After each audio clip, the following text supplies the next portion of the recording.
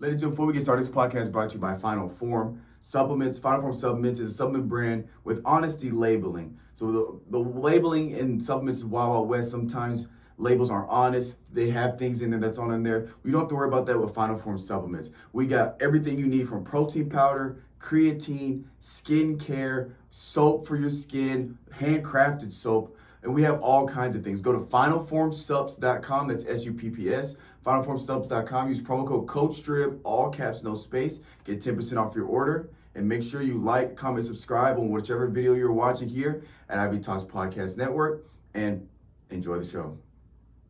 Ladies and gentlemen, welcome back to another episode of the WNBA coverage. If this is your first time here, go ahead and subscribe so you can stay up to date.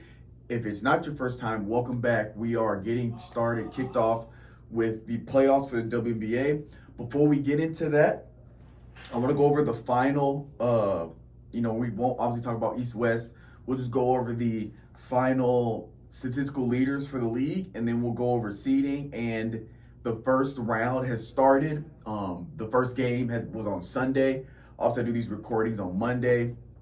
So I might change it up during the playoffs and kind of just time it maybe after each round do a video, but we'll see how it goes on because it's obviously season one. So I'm trying to figure out what's the best way to do it. So straight into it.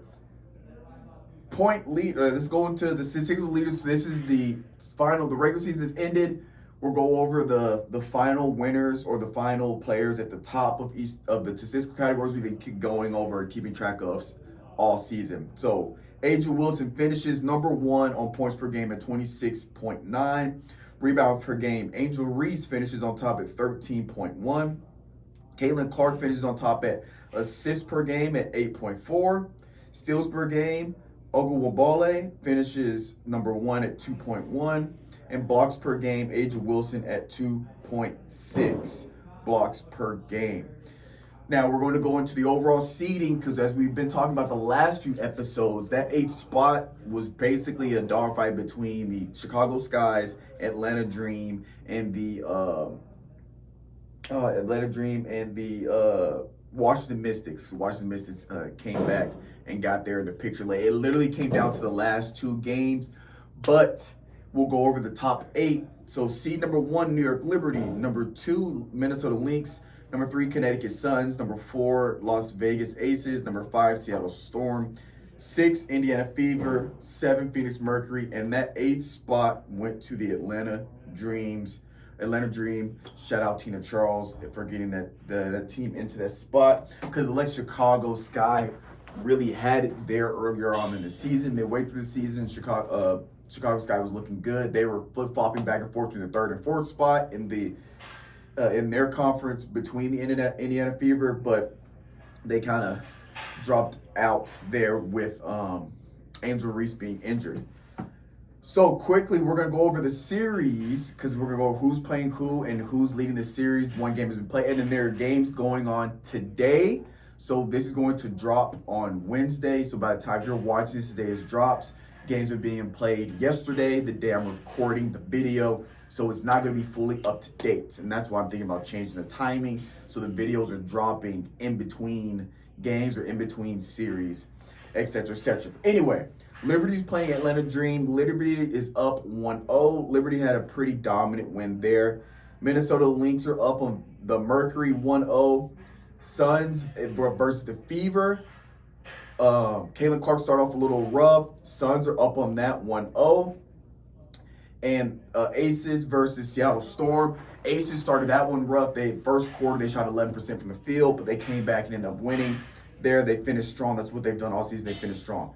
Now we're going to some shout-outs, some regular season award winners, and the all WNBA and the all defensive teams. So get through this real quick.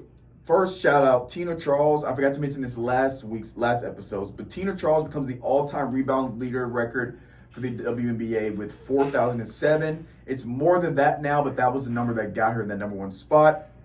So shout out Tina Charles. If she plays next season, we don't know if she's retiring or not. There's been talks for her retiring before this season started. So we'll see, but she could potentially really destroy that record moving forward. MVP, Aja Wilson, no doubt about it, unanimous. No other player comes close to her for this award.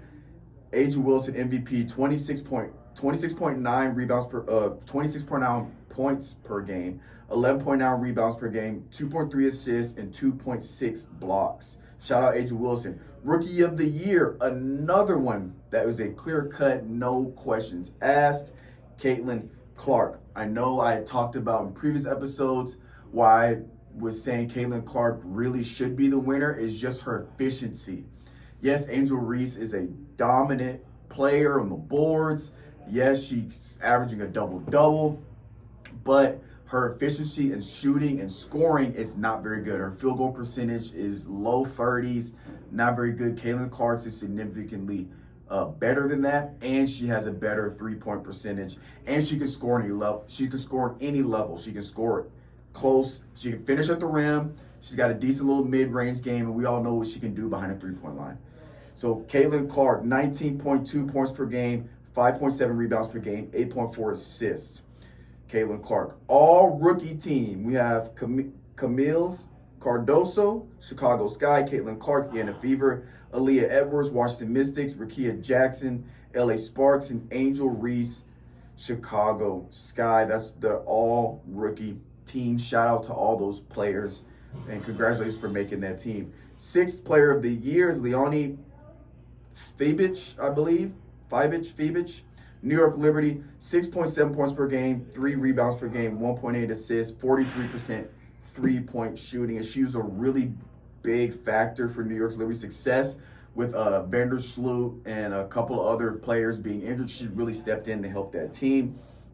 Most improved player, Darica, I'm sorry I'm butchering her first name, Darica Hamby, LA Sparks, 17.3 points per game, 9.2 rebounds per game, and 3.5 assists per game. Her points per game, I believe, are double from what they were last year. So shout out Hamby for most improved player. Defensive player of the year, who, if not Aja Wilson, if you took Aja Wilson out the conversation for MVP, I think Naphesia Collier would have been one of those names thrown in the bucket for MVP. She probably would have been my number 2 vote.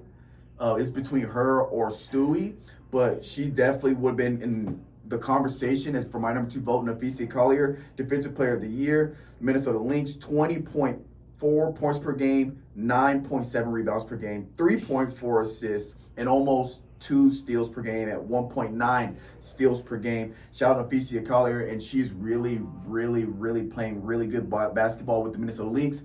And team ball with that team. They look like the most well-oiled machine since the Olympic break. Talking of that, Coach of the Year, Cheryl Reeves, Minnesota Lynx. They were 30-10 this year. Last year they were 19-21. So they significantly flipped it around for them in a season. Not only that, but since the Olympic break, they went 13-2. Which was the best record in the WNBA since that Olympic break. So they really figured it out and started clicking there since the Olympic break, and they had just been on the roll. I talked about in previous episodes, they were just hot, the hottest team right now. And when it comes to sports and playoffs, it's all about when do you play your best ball. You don't want to play your best ball early on in the season. You want to play ideally you want to play your best ball the entire season. That's not realistic. Earlier on is when you're going to find those mistakes, when you're starting to build a little bit of chemistry, because it's not the same team every year. And then you want to start figuring out, clicking it midway through. And then towards the end of the season is when you want to be playing your best optimal ball. And you carry that into the playoffs. It's all about when you play your best ball. You don't want to play your best ball mid-season and then you peak and then come down. You don't want to play your best ball early in the season and you dip down. You want to play your best ball right into going into the playoffs. And then realistically, it's a little up down where you're here, you're down. It's not, 1 or 2 bumps. But anyway, you get what I'm saying. It's all about playing your best ball, and they are playing the best ball. So we'll see how that works out for them. Now, all WNBA team. First team, Naphesia Collier, Minnesota Lynx, Sabrina Ionescu, New York Liberty, Breanna Stewart, New York Liberty, Alyssa Thomas, Connecticut Suns, Aja Wilson, Las Vegas Aces. Those are the first team, all WNBA. Shout out, congratulations to them. Second team, Caitlin Clark, Rookie, second team All WNBA.